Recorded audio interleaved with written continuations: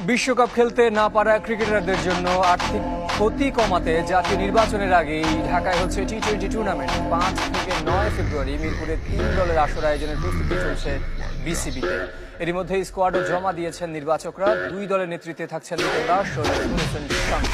বিজলি কেবলসের skin coated insulation আগুন প্রতিরোধী। বিজলি cables, নিরাপদ আছে। সরকারের সিদ্ধান্তে টি-20 বিশ্বকাপ খেলতে ভারতে যেতে পারেনি টিম টাইগার। টুর্নামেন্টে খেললে ম্যাচ ফি, বোনাস সহ বেশ কিছু আর্থিক সুবিধা পেত ক্রিকেটাররা। সে ক্ষতি কিছুটা পুষিয়ে দিতে বিসিবিকে নির্দেশনা দিয়েছে ক্রীড়া মন্ত্রণালয়। দেশেই আরেকটা টুর্নামেন্টের আয়োজন করার জন্য ইতিমধ্যে উদ্যোগ নিয়েছি। আপনারা ইতিমধ্যে বিসিবির মাধ্যমে সেই নিউজটা পাবেন। ফেব্রুয়ারির তৃতীয় সপ্তাহে শুরু হতে পারে বিসিএল ওয়ানডে, তবে তার আগেই মাঠে নামছেন লিটন দাস, তাসকিন আহমেদরা।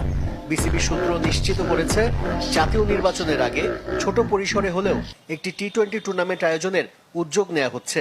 শুরুর সম্ভাব্য তারিখ ৫ ফেব্রুয়ারি, ফাইনাল ৯ ফেব্রুয়ারি। সবগুলো ম্যাচই মিরপুরে শুরু হবে সন্ধ্যা ৬:৩০টায়।